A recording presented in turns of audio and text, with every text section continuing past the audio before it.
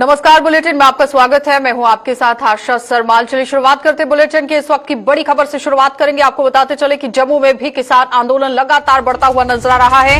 किसान आंदोलन के समर्थन में जम्मू में किसानों ने भी प्रदर्शन करना शुरू कर दिया है। किसानों के संगठनों ने जम्मू में रोष रैली निकालकर यहां अपना समर्थन दिया। किसानों ने कृषि कानून के खिलाफ भी नारेबाजी की है। केंद्र सरकार से किसान बिल वापस लेने की मांग कर रहे हैं और लगातार पूरे देश के अंदर किसान किस तरह से लामबंद है वो देखते ही बन रहा है, क्योंकि केंद्र के 3 कृषि कानूनों के खिलाफ पूरे देश में संयुक्त किसान मोर्चा द्वारा किए गए भारत बंद का असर अब दिखने लगा है। संयुक्त किसान मोर्चा के आज भारत बंद के ऐलान के चलते नोएडा में यहां डीएनडी गाड़ियों का पूरी तरह से लंबा जाम। लेकिन उसके साथ ही अगर हम जम्मू की बात करें तो जम्मू केंद्र शासित प्रदेश के अंदर, जम्मू कश्मीर के अंदर किस तरह से सूरत हाल है वो भी आपके सामने साफ तस्वीरों में देखिए।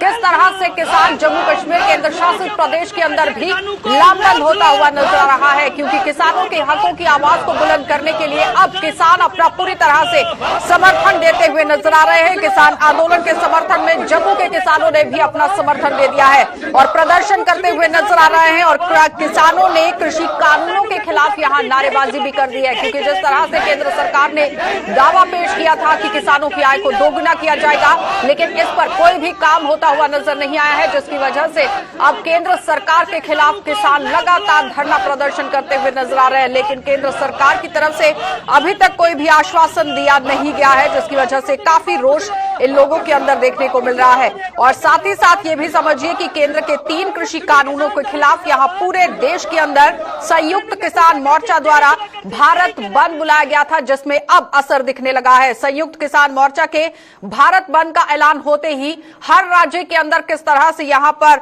हालात बनते हुए नजर आ रहे थे वो देखने वाली बात है। लेकिन किसान नेता का क्या कुछ कहना है, जरा वो देखिए।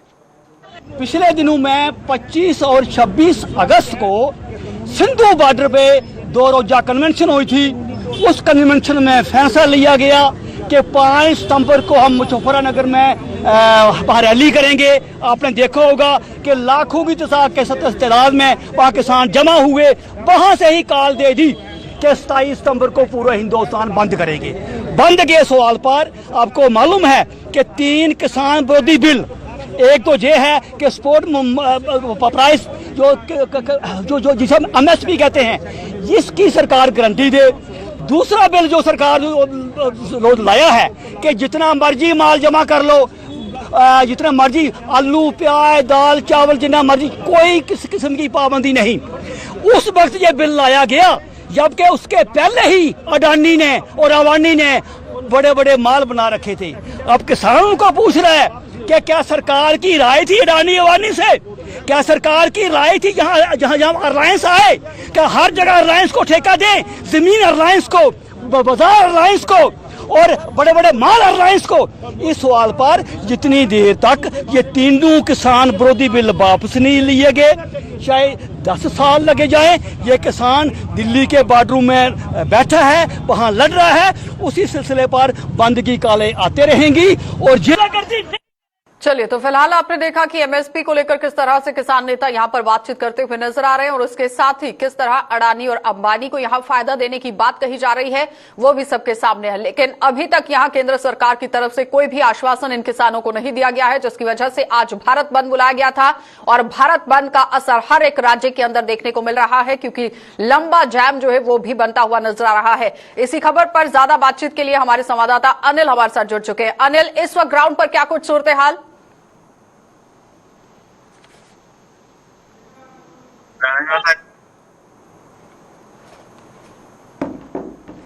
चलिए, तो फिलहाल अनिल से एक बार फिर से संपर्क साधने की कोशिश करेंगे, क्योंकि आज बहुत बड़ा प्रदर्शन जो है वो किसानों की तरफ से किया जा रहा है। किसान संगठन के भारत बंद का जम्मू में भी खासा असर देखने को मिल रहा है, जहां पर किसान पूरी तरह से लामबंद होते हुए नजर आ रहे हैं और किसानों ने सीधे तौर पर यहां केंद्र सरकार पर निशाना साध दिया है कि जितनी भी मांगे उन लोगों ने यहां पर रखी थी उस पर कोई भी गौर अभी तक नहीं किया गया है। अनिल से बातचीत करेंगे। अनिल, बताइए क्या कुछ है ग्राउंड पर इस वक्त सूरत हाल?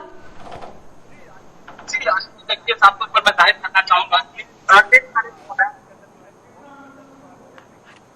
हालांकि एक प्रोटेस्ट जो है जम्मू के दिग्याना इलाके के अंदर वो अभी जारी है। हालांकि कुछ देर पहले आपने तस्वीरें देखी होगी कि मोहम्मद यूसुफ तारगावी यहाँ पर पहुंचे थे। हालांकि जो लोग उनके साथ थे, हमें ये साफ तौर पर जब हमने उनसे बातचीत की तो वो साफ तौर पर किसान जो है वो किसी तरह कोई भी एंगल से लगते हुए नजर नहीं आ रहे थे। हालांकि एक प्रदर्शन जरूर जो है वो साफ तौर पर देखने को मिला है और कहीं न कहीं उन्होंने जो निशाना जो है अंबानी और अंडानी पर साधा हुआ निशाना जो है वो साधते हुए नजर आए हैं। हालांकि इस तरह का साफ तौर पर कहते हुए नजर आए हैं कि जो प्रधानमंत्री हैं वो पूरी तरह से जो है किसानों के हित की बात करते हुए नजर नहीं आ रहे हैं और जो ये 3 कानून जो लाए गए हैं वो कहीं न कहीं किसानों के हित में नहीं है। हालांकि जो साफ असर जो है किसान आंदोलन का जो है पूरे भारत के अंदर कॉल बन दी गई है और जम्मू कश्मीर की बात करें तो जम्मू कश्मीर में इसका खासा असर जो है वो देखने को अनिल, मिल रहा है। ये बताइए कि इस वक्त अलग अलग जगहों पर अगर हम जम्मू शहर की बात करें तो कहां पर किस तरह से चौक चौराहों पर प्रदर्शन किए जा रहे हैं?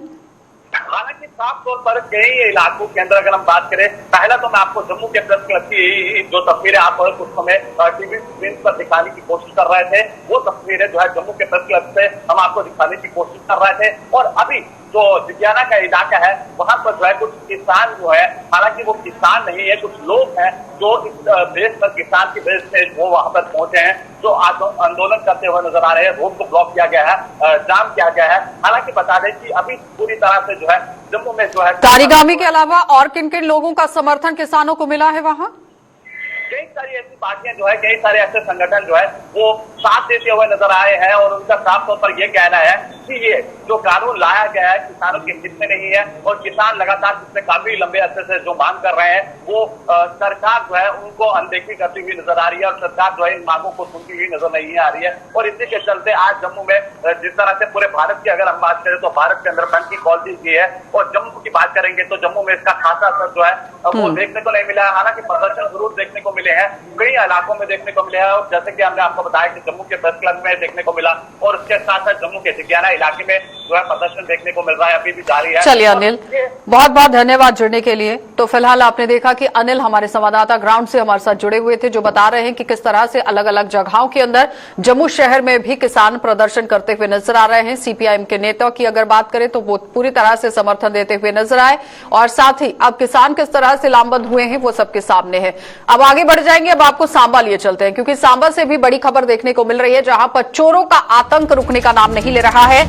ज्यादा तरीके से देखिए, सांबा में चोरों पर पुलिस पूरी तरह नकेल नहीं कस पा रही है और राया गांव में चोरों ने सूने घर को एक बार फिर से निशाना बना दिया है। चोर नकदी और सोना चांदी लेकर यहां से पूरी तरह रफू चक्कर होते हुए नजर आए हैं। मां वैष्णो देवी की यात्रा पर पूरा परिवार गया हुआ था, लेकिन उसके पीछे से ही आप देखिए चोरों ने किस तरह से पूरे घर के अंदर सेंधमारी की है और सेंधमारी करने के बाद यहां नकदी और सोना चांदी चुरा कर भागते हुए भी नजर आ रहे हैं। ये सवालिया निशान सांबा पुलिस पर लगता हुआ नजर आ रहा है क्योंकि लगातार आप देखिए, कल भी बाड़ी ब्राह्मणा इलाके की बात करें तो वहां पर भी चोरी की घटना सामने आती है। आज विजयपुर इलाके के अंदर भी यहां पूरी तरह से चोरी की घटनाएं देखी गई है। लेकिन राया गांव की अगर बात करें तो यहां पर भी चोरों ने किस तरह से सेंधमारी की है, यह बहुत बड़ा सवाल यहां बनता हुआ नजर आ रहा है कि आखिर जम्मू संभाग के अंदर अगर जिला सांबा की बात करें तो एक एक करके चोरियों का सिलसिला किस तरह से बढ़ता हुआ नजर आ रहा है और पुलिस क्या कुछ काम कर रही है, इसी पर जानकारी लेंगे। हमारे संवाददाता ऋषि खजूरिया हमारे साथ जुड़ चुके हैं। ऋषि, पहला मौका नहीं है, हाल ही में कल भी एक चोरी की घटना देखने को मिली और आज फिर से क्या लगता है कि पुलिस कहां पर कोताही बरतती हुई नजर आ रही है? आखिर इतनी ढिलाई क्यों? देखिए, बिल्कुल आपको बता दें कि लगातार जिला सांबा में चोरियों का ग्राफ लगातार बढ़ता जा रहा है और एक चिंता का विषय बन चुका है। मैं एक बार फिर से यही कहूंगा कि जो लगातार जो कीमती सामान है वो तो चुराया जा रहा है, लेकिन इसके साथ साथ ह्यूमन लाइफ को काफी बड़ा थ्रेट बना हुआ है। आपको बता दें कि पिछले अगर 2-3 महीने का डाटा मैं आपको बताऊं तो काफी ज्यादा चोरियां यहाँ पर देखने को मिली है और खासतौर पर बड़ी ब्राह्मणा इलाका ये जो लगातार हब बना हुआ है। लेकिन अगर राया इलाके की बात करें तो राया इलाके में पिछले दिनों में भी चोरियां यहाँ पर देखी गई थी और एक ये सबसे बड़ी चोरी जो बताई जा रही है कि राया गांव में एक घर, जो कि घर के सदस्य वैष्णो देवी यात्रा पर गए थे और जब वो वापस आते हैं तो घर पूरी तरह से जो वो वहां पर सफाया हो चुका था। बताया जा रहा है कि लगभग 35-40 लाख के आसपास जो गोल्ड है वो चुराया गया है। यानी एक ही घर पर 2-3 फैमिलीज है तो उन्हीं के ये सारे गोल्ड आइटम जो बताए जा रहे हैं उसमें चांदी भी हो सकती है। 35 से 40 लाख का जो नुकसान है ये इस परिवार को है। तो कैश इतना ज्यादा नहीं था, लेकिन फिर भी कैश भी थोड़ा सा जो था वो भी चुराया गया है। लेकिन सवाल ये है कि लगातार पुलिस बड़े बड़े दावे कर रही है, आश्वासन दे रही है कि हम चोरों की गिरफ्त लगातार कर रहे हैं, लेकिन मैं आपको बता दूं कि जितने भी पीड़ित परिवार है जिनके घर पर चोरियां अंजाम दी गई है वहां उन लोगों का साफ तौर पर कहना है कि जब रिपोर्ट लिखवाई जाती है तो पुलिस जो वो आनाकानी करती है, पहले तो रिपोर्ट नहीं दर्ज की जाती, जब की जाती है तो फिर काफी एक लंबा वक्त लिया जाता है इन्वेस्टिगेशन करने में। कल भी जिस तरह से पूरे बड़ी देश की अगर बात करें तो अव्वल नंबर पर उत्तर प्रदेश राज्य आता है लूट की घटनाओं को लेकर, चोरी की घटनाओं को लेकर, अपराध की घटनाओं को लेकर। लेकिन अगर हम जम्मू संभाग की बात करें तो जिला सांबा लगातार पिछले कुछ दिनों से सुर्खियां बटोर रहा है, चाहे वो अपराध को लेकर हो, तस्करी को लेकर हो, नशे को लेकर हो या फिर चोरियों को लेकर हो। लेकिन सवालिया निशान खड़ा होता हुआ नजर आता है यहां पुलिस पर कि आखिर पुलिस किस तरह से कार्रवाई कर रही है। देखिए, बिल्कुल मैं आपको ये भी बता रहा हूँ कि जब भी हमने पुलिस से बात करने का प्रयास किया, हमने पुलिस से भी ये बात जरूर की है कि आइडेंटिफाई किया जाए कि ये कौन लोग है, क्या बाहरी राज्य के लोग यहाँ पर सक्रिय हुए हैं या फिर कुछ लोकल लोग हैं, कुछ शरारती तत्व लोकल है जो इस तरह की चोरियों को अंजाम दे रहे हैं। और खासतौर पर मैं बताना चाहता हूँ कि ये जो चोरियां अब ज्यादा बढ़ती जा रही है, इसमें एक पीछे कारण ये भी सामने नजर आ रहा है कि जो चोर है ये नशा जो वो ज्यादा कर रहे हैं, और नशा जब इनका टूट जाता है, जब इनके पास पैसे की कमी हो जाती है तो फिर ये इस तरह की क्राइम जो वो करते हैं। ये काफी हमें जगहों से ये सुनने को मिला है। लेकिन कहीं ना कहीं पुलिस की इसमें बड़ी रिस्पॉन्सिबिलिटी बनती है कि जो पीड़ित परिवार है उनको जो पूरी मदद दी जाए, वक्त पर रिपोर्ट दर्ज की जाए और उनकी इन्वेस्टिगेशन में मदद की जाए। लेकिन यहाँ पर पुलिस आती है, अपनी एक फॉर्मेलिटी करके चली जाती है, एफएसएल की टीम जरूर आती है, मौके पर निशानदेही कर जाती है, लेकिन कहीं ना कहीं रिकवरी जो है वो काफी लेट होती है। पहले खबरें ये भी आई थी कि चोर सेंधमारी करने से पहले रैकी कर रहे हैं और रैकी करने के बाद चोरी की घटना को अंजाम दिया जा रहा है। क्या इस घर के अंदर भी कुछ ऐसा देखने को मिला है? किसी सीसीटीवी कैमरा की फुटेज को खंगालने की कोशिश की, कोई आसपास कोई इस तरह का कैमरा वहां पर? देखिए, बिल्कुल रैकी जो लोग चोरियों को अंजाम दे रहे हैं वो रैकी जरूर करते हैं पहले। लेकिन मैं आपको बता दूं कि हमें ये भी पता चल पाया कि कुछ 2 लड़के हैं जो देखे गए हैं भागते हुए वहां से। हालांकि वहां पर एक जेके बैंक है, जेके बैंक में जो कैमराज वहां पर लगे हुए हैं उनकी फुटेज भी पुलिस जो वो खंगालेगी। हमें वो फुटेज अभी तक प्रोवाइड नहीं की गई है, लेकिन उस फुटेज को भी खंगाला जाएगा। लेकिन कुछ एक स्थानीय लोगों ने वहां से 2 लड़कों को भागते हुए देखा है, छोटी छोटी हाइट थी उनकी, ये बताया जा रहा है। लेकिन जो क्लूज अब पुलिस को दिए गए हैं, पुलिस इसके ऊपर किस तरह से काम करती है तो आने वाले वक्त में पता चलेगा। लेकिन लोगों ने ये गुहार लगाई है, खासतौर पर इस पीड़ित परिवार ने गुहार लगाई है कि देर शाम को जब ये चोरी की वारदात अंजाम दी गई तो लगभग 10:30 के आसपास पुलिस उनके घर पर पहुंचती है। और जो कल बड़ी रामना में इंसिडेंट हुआ था चोरी का, वहां पर भी सुबह रात की चोरी हुई थी, लेकिन पुलिस वाले अगले 24 घंटे के बाद वहां पर आ रहे हैं। परिवार वाले घर के अंदर मौजूद नहीं थे और खाली घर को यहाँ पर निशाना बनाया गया है। ऋषि, ये बताइए, एसएसपी से कोई बातचीत हुई है? उनकी तरफ से कोई बयान सामने रखा गया कि किस तरह से अब चोरों पर नकेले कसी जाएंगी पुलिस की तरफ से? देखिए, सबसे पहले हमने देर शाम को एसएसपी सांबा राजेश शर्मा जी से बात की थी और उनको भी इस चोरी के बारे में नहीं पता था, जो कि हमने जानकारी उनके तक पहुंचाई थी कि इस तरह से राया इलाके में चोरी हुई है। और उन्होंने कहा था कि मैं जो कंसर्न एसएचओ है उसके साथ बात कर रहा हूँ और अपनी टीम जो वो भेज रहा हूँ।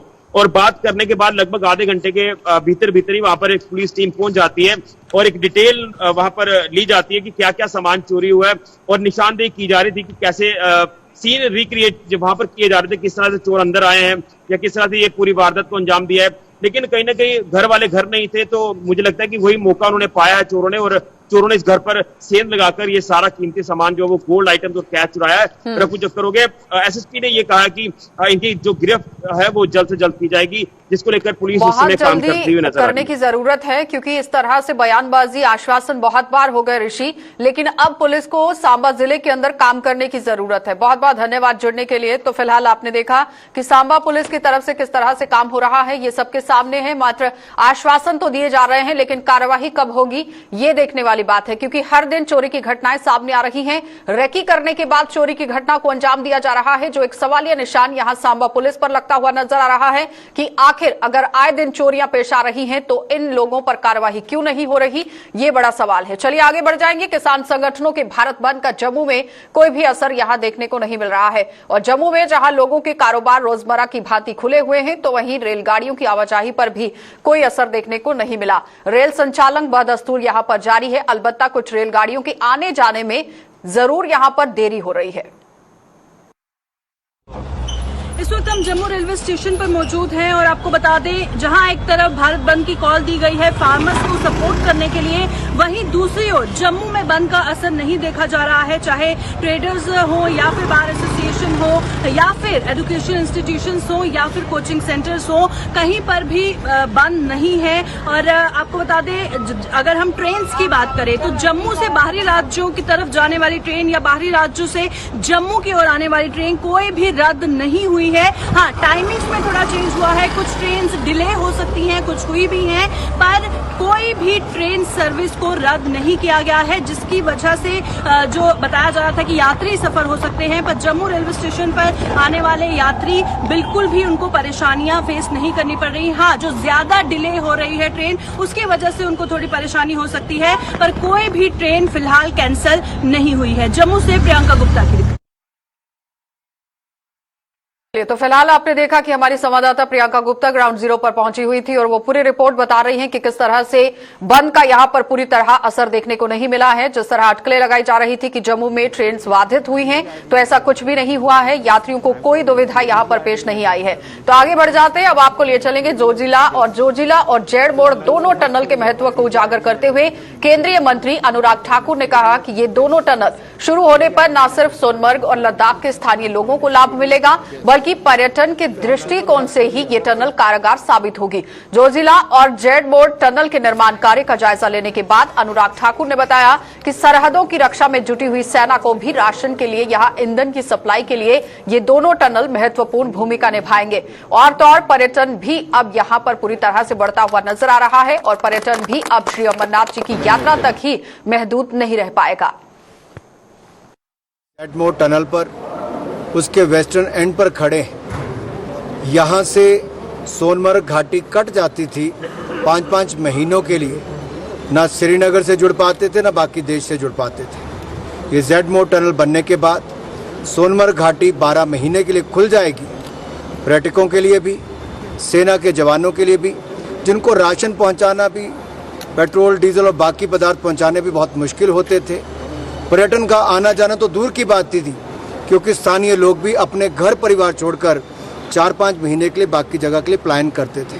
अब ना पलायन होगा, बल्कि पर्यटन को बढ़ावा मिलेगा। पर्यटन अब केवल अमरनाथ यात्रा तक जो सीमित रहता था कि पालकी, पोनी, पिट्ठू और टेंट तक ही सीमित रहता था, अब पर्यटन के नए क्षेत्र जुड़ेंगे। स्कीइंग होगी, हेली स्कीइंग होगी, ट्रैकिंग होगी, लोग बर्फ देखने आएंगे, सोनमर्ग की सुंदरता को देखने आएंगे। आने वाले वर्षों में एक बहुत बड़ी कंट्रीब्यूशन NHAI, DCL की और हमारे सड़क परिवहन मंत्रालय की न केवल जम्मू कश्मीर के लिए ये बहुत लाभकारी सिद्ध होगी यहाँ के स्थानीय लोगों के लिए, बल्कि देश की रक्षा सुरक्षा के लिए बहुत महत्वपूर्ण है। तो आरएसपुरा के किसानों के चेहरों पर इन दिनों खुशी देखी जा रही है और खुशी की वजह है धान की अच्छी फसल होना। किसानों के मुताबिक इस बार समय पर बारिश होने के कारण बासमती की अच्छी फसल हुई है और उम्मीद जताई जा रही है कि उन्हें इस बार अच्छा मुनाफा भी होगा। साथ ही किसानों ने कहा कि धान की खरीद के लिए पिछली बार की भांति यहां इस बार भी सरकारी मंडियां लगाई जानी चाहिए और इसके अलावा किसानों ने 2 वर्ष पूर्व बारिश से हुए फसलों के नुकसान के बकाया मुआवजा देने की भी यहां मांग की। कहने जी फसल जी ऐतकां बहुत अच्छी हुई है, किसान भरा सारे खुश ने, बारिशां भी ठीक हुई ने, फसलां भी चंगियां हो गई ने। हुण फसल छोटी मुंजी की कटाई शुरू हो चुकी है, मुंजी फर्स्ट क्लास निकल रही है। असीं सरकार दी अपील करना चाहते हैं कि साडी जिहड़ी पिछले बारी मंडियां लगियां हैं उस तरीके नाल मंडियां साडियां फिर लगाईयां जान, फसल का रेट जिहड़ा साडा ठीक ठाक किया जाए ताकि किसानों को रेट ठीक मिले। पिछली बारी का जिहड़ा कुछ साडा बकाया फसलां खराब हुई हैं उहदा सानूं बकाया अजे तक नहीं मिलिया। असीं कहने हैं कि वह भी सरकार सानूं बकाया पिछला भी जिहड़ा किसानां नूं दवे, मेहरबानी करके ते लेकर मंडियां जिहड़ियां वो लगाईयां जान ते रेट मुंजियां दे जिहड़े ठीक ठाक किए जान। इन्नी गल ही सरकार अगे अपील करना चाहते हैं जी। नवीं बासमती बारे कहना चाहते जी, साडी नवीं बासमती है, इस बार नवीं बासमती कटाई शुरू हो गई। साढ़े आरसपुरा सैक्टर आरसपुरा में ना नवीं बासमती शुरू हो गई है तो फसल शैल हुई है इस बारी, तो शैल झाड़ चल रहा है, बारिशा बुरशा की वजह नाल बारिश फसल शैल हुई है। तो सरकार अगे एक अपील करने हैं कि जिहड़ियां पिछली बारी ना सरकारी मंडियां लाइयां ही तो सानूं बड़ा फायदा होया ही, इस बारी सरकारी मंडियां जिहड़ियां लाई जान और उनका रेट भी साडी फसल का शैल दिता जाए, क्योंकि फसल के उत्ते बड़ा खर्चा होंदा है। किसान वीर बड़ा खर्चा होंदा किसान वीरां दा, तो आंदा थोड़ा रेट ठीक ठाक कढ़िया जाए और सरकारी मंडियां लाई जान। और उस तो इलावा जिहड़े साडे कोरोना काल दे विच कई पिछली बार फसल खराब हो गई ही, उसदी वजह नाल कईयां लोकां नूं मुआवजा मिलिया, कईयां नूं नहीं मिलिया। ਤਾਂ ਅਸੀਂ ਚਾਹੁੰਦੇ ਹਾਂ ਕਿ ਜਿਹੜੇ ਜੇ ਸਾਡੇ ਵੀਰ ਭਰਾ ਕਿਸਾਨ ਰੇਹ ਕਰਦੇ ਨੇ ਜਿਹਨਾਂ ਨੂੰ ਮੁਆਵਜ਼ਾ ਨਹੀਂ ਮਿਲਿਆ ਪਿਛਲੀ ਵਾਰ ਦਾ, ਉਹ ਵੀ ਮੁਆਵਜ਼ਾ ਸੈਂਟਰ ਗਵਰਨਮੈਂਟ ਨੂੰ ਉਹ ਵੀ ਸਾਨੂੰ ਮੁਆਵਜ਼ਾ ਦਿੱਤਾ ਜਾਏ। ਔਰ ਅਸੀਂ ਇਹ ਚਾਹੁੰਦੇ ਹਾਂ ਕਿ ਜਲਦੀ ਸਰਕਾਰੀ ਮੰਡੀਆਂ ਲਾਈ ਜਾਣ ਔਰ ਜਿਹੜੀ ਫਸਲ ਹੈ ਸਾਡਾ ਜਿਹੜਾ ਫਸਲ ਹੈ ਠੀਕ ਸਹੀ ਤਰੀਕੇ ਨਾਲ गवर्नमेंट अपने ले सकती है। तो भारी भावना के बीरपुर से बीती शाम संदिग्ध परिस्थितियों में लापता हुए व्यक्ति का शव आज सुनेरे की रत्नुचक में रेलवे ट्रैक पर पाया गया। मृतक की पहचान 40 वर्षीय बलदेव राज पुत्र मकर राम निवासी बीरपुर के रूप में की गई। इस घटना की सूचना मिलते ही पुलिस ने मौके पर पहुंचकर शव का पंचनामा कर मामले की तहकीकात शुरू कर दी है।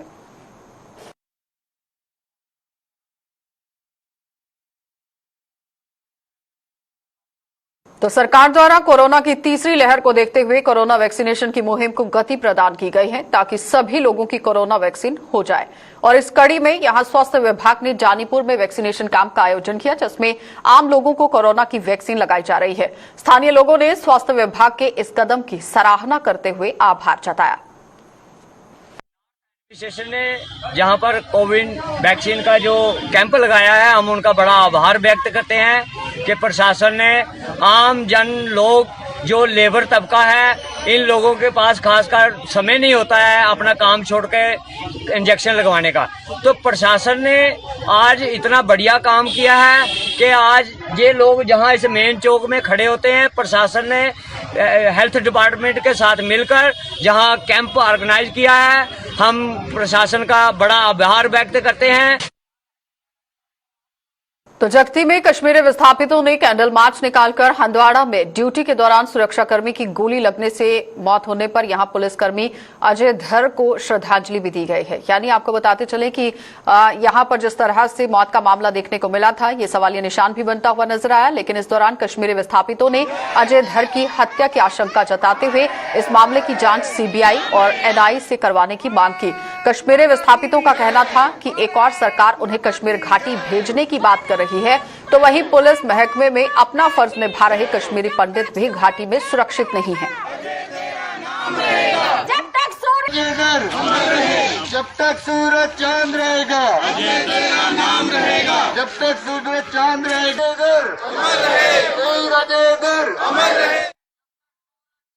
तो आजादी के अमृत महोत्सव के तहत जम्मू से सटे यहां घो मनासा में म्युनिसिपल कमेटी की ओर से एक स्वच्छता कार्यक्रम का आयोजन किया गया और कार्यक्रम में लोगों को गीले और सूखे कचरे को कौन से वाले डिब्बे में डालना है, इसको लेकर जागरूक किया गया। इस मौके पर एग्जीक्यूटिव ऑफिसर ने यहां जानकारी देते हुए बताया कि भारत सरकार की ओर से चलाया जा रहा कार्यक्रम यहां पर 7 दिनों तक चलाया जाएगा और आज वार्ड नंबर 2 में इस कार्यक्रम की शुरुआत हुई। गवर्नमेंट ऑफ इंडिया ने प्रोग्राम चलाया हुआ है आज़ादी का अमृत महोत्सव। ये 7 दिन का प्रोग्राम है जो कि 27 से लेकर के 3 अक्टूबर तक चलेगा। आज उसका पहला दिन था और उसके अंदर हमने वार्ड नंबर 2 जो है वो सिलेक्ट किया था और सिलेक्ट करने के बाद हमने यहाँ पे पहला प्रोग्राम जो है वो शुरू किया है, जिसमें कचरा अलग करो अमृत महोत्सव है, जिसमें गीला और सूखा कचरे के बारे में हम बताएंगे कि गीला और सूखा कचरा होता क्या है और गीला और सूखे कचरे को किस किस डस्टबिन में डालना है, और गाड़ी जब आएगी तो गाड़ी का कौन सा कलर है, किस खाने का कलर है, उसी खाने में आपने गीला और सूखा कचरा डालना है। इसके बाद आज का प्रोग्राम के अंदर जो है वो मोहल्ला वेलफेयर एसोसिएशन जो है जो कि वार्ड नंबर 2 में इन्होंने बड़ा अच्छा काम किया वार्ड मेंबर के साथ मिलकर के पिछले दिनों में, तो वो हमने वार्ड नंबर 2 ही सिलेक्ट किया था। वही कारण था वार्ड नंबर 2 सिलेक्ट करने का। सर इतना काफ़ी देर साड़ी म्यूनसिपैलिटी है पर जी स्कीम है हम पहली बारी आई है कि लोगें इतों ही अवेयर किया जा जो गिला सुक्का जो कचरा है उसी अलग अलग किया जा।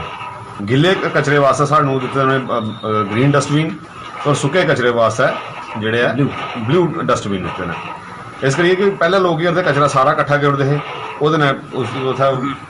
सड़दा हो बीमारियां पैदा होंदियां हैं। इस करिए कि उन्हें किया कि बखरा बखरा करो इसी ਉਹਦੇ ਕਰੀਏ ਸਾਡੇ ਜਿਹੜੇ ਸਫਾਈ ਕਰਮਚਾਰੀ ਨੇ ਜਿਹੜੇ ਸਾਡੇ ਸਿਲੈਕਟ ਕੀਤਾ ਹੈ ਹੁਣ दूसरी बारी उनकी वार्ड नंबर 2 ਜਿਹੜਾ पहला प्रोग्राम किया जाए। तो सीमावर्ती पंचायत त्रेवा के पंचायत के सदस्यों द्वारा पंचायत में स्वच्छता अभियान शुरू किया गया है। इस अभियान के तहत पंचायत के सदस्यों ने स्थानीय सरपंच बलबीर कौर की अगुवाई में अरनिया त्रेवा सड़क पर सफाई अभियान किया। और इस दौरान उन्होंने सड़क के किनारों पर उगी हुई जंगली घास की सफाई कर दी है। और स्थानीय सरपंच ने कहा कि सड़क की दोनों ओर उगी हुई यहां पर जंगली घास से सड़क हादसों का अंदेशा बना रहता था। उन्होंने पीडब्ल्यूडी से सीमावर्ती क्षेत्रों की अन्य सड़कों के किनारे उगी हुई यहां जंगली घास की सफाई करने की मांग की, ताकि लोगों को सफर के दौरान परेशानियों का सामना न करना पड़े। हमारी फर्स्ट प्रायोरिटी यही रहती है, क्योंकि एक्सीडेंट बहुत होने के चांसेस रहते हैं। आपने देखा होगा चारों तरफ ये इतना ज्यादा, ये जंगली बूटी इतनी ज्यादा हो जाती है कि देखना मुश्किल हो जाता है, रोड कवर हो जाते हैं। और इसके लिए आपने जैसे पूछा कि फंड, इसके लिए फंड कोई नहीं आता है। यही चीज आपके थ्रू मैं बोलना चाहूंगी कि रोड साइड जो साफ होती है, पीडब्ल्यूडी इसको साफ करवाता है, तो उनको ये चाहिए कि टाइम रहते, स्पेशल बॉर्डर एरिया का जो एरिया रहता है, बॉर्डर इलाका जो रहता है, उसको ये जंगली बूटी का जो है सामना नहीं करना पड़े।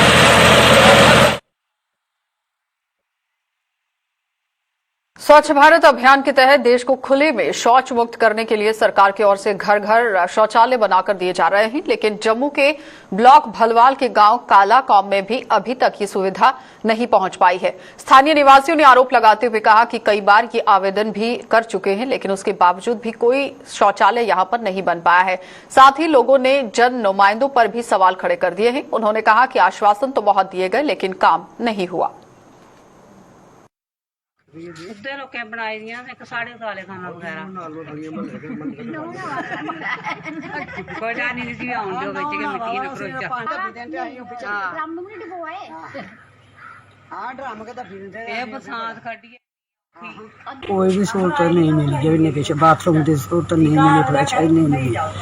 असें कोठी दे फार्म भरे, कोठी असें इ'यां गै मंगी चुकी है ते ओह् कीता द्वार चुक्किए ते ओह् द्वार ते देना ही देना होंदा है ते असें कोई सहूलत नहीं। मेरा BPL भी है, कछलिया मेरा नाम है ते कोई मेरा नहीं मिलेआ, कुछ सहूलत नहीं।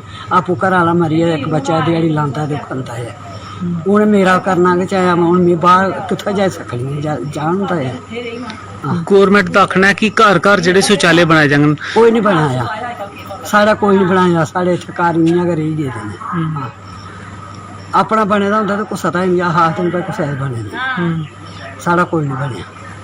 कोई 5-6 बारी असें फार्म भरी जुल्लै बोलदे आखदे अस भला पैसे तुंदे आए न ते देने नहीं, आखदे अपने कोला पैसे लाओ ते बनाओ, ते नेईं कोई कमरे दे देने, नेईं कोई किश करना, ते साथ भी असें बड़ा दिने, सानूं हून कक्ख भी बनाइयै दिंदे।